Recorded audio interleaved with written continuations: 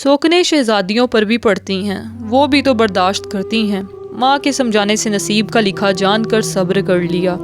سوچا کہ اگر سوکن کو سوکن نہ سمجھوں گی تو زندگی کے دن اچھے گزر جائیں گے، مرد بھی پرسکون رہے گا اور ہمارا سکون بھی طے بالا نہ ہوگا۔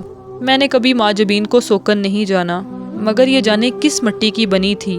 باوجود میرے اچھے سلوک کے اس کو میرا وجود کانٹے کی طرح کھٹکتا تھا۔ بہانے بہانے سے گھر کا سکون برباد کرنے سے نہ چوکتی۔ رفتہ رفتہ محی الدین بھی لا تعلق ہوتے جا رہے تھے۔ میں نے سوچا کہ وہ جو میرے ساتھ کر رہے ہیں اسے برداشت کر لوں۔ نہ جانے ماں جبین نے کیا پڑھایا کہ شوہر نے میری پرواہ کرنا بھی چھوڑ دی۔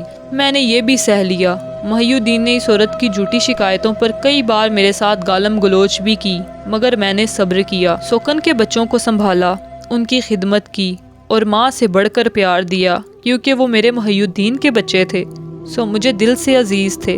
بچے تو پیار کے طالب ہوتے ہیں، پیار پا کر وہ میرے دیوانے ہو گئے، ہر وقت میرے پاس رہتے۔ وہ مجھے اپنی ماں سے زیادہ چاہنے لگے۔ اس کو یہ بات بھی گوارا نہ تھی کہ اس عورت کے بچے مجھ سے زیادہ پیار کریں۔ وہ ان معصوموں کو روئی کی طرح دھنک ڈالتی۔ ایک روز مجھ سے ملنے کے لیے میرا چچا زاد بھائی ہمارے گھر آیا۔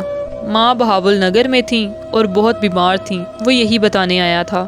وہ تو مجھے اپنی سگی بہن جیسا جانتا تھا، کبھی سوچ بھی نہیں سکتی تھی کہ سوکن مجھ پر ایسا برا الزام لگا دے گی۔ بلال بیچارہ بمشکل 1 منٹ بیٹھا ہوگا، اس نے چائے کی پیالی تک نہ پی، بس ماں کی علالت کا بتایا اور چلا گیا۔ نہ جانے ماں جبین نے کس انداز سے محی الدین کو یہ بات بتائی کہ اس نے مجھ سے کہا، میری غیر موجودگی میں دیگر مردوں کو گھر میں بٹھا لیتی ہو، تمہیں لحاظ نہیں آتا؟ وہ تمہارا چچا زاد تھا، ماں جبین کا تو نہیں تھا، پھر تم نے اس سے پردہ کیوں نہیں کرایا؟ حالانکہ ماں جبین تو اس کمرے میں آئی بھی نہیں تھی جہاں ہم بیٹھے تھے۔ اس نے کہا، تم ابھی اور اسی وقت میرے گھر سے نکل جاؤ، مجھے ایسی آوارہ عورت کو گھر میں رکھنے کی ضرورت نہیں ہے۔ میری بیٹیاں آج چھوٹی ہیں، کل بڑی ہو جائیں گی، تو کیا تمہارے ایرے غیرے رشتہ داروں کے ماتھے لگیں گی؟ میں اب تم کو مزید برداشت نہیں کر سکتا۔ میں بھلا آباد کب تھی جو اب برباد ہو رہی تھی؟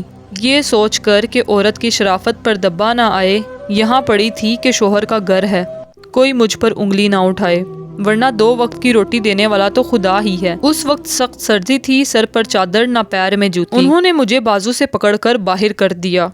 کچھ دیر برآمدے میں ٹھہری رہی، بچے باہر آئے اور مجھ سے لپٹ گئے۔ وہ مجھے بھینچ کر رو رہے تھے، لیکن اس ظالم مرد نے ان کو بھی کھینچ کر علیحدہ کر کے کمرے میں بند کر دیا اور مجھے گھر سے باہر نکال دیا۔ میں ننگے پاؤں شدید سردی میں پیدل کئی میل چل کر شہر آئی اور اپنے واقف لوگوں کے گھر پناہ لی۔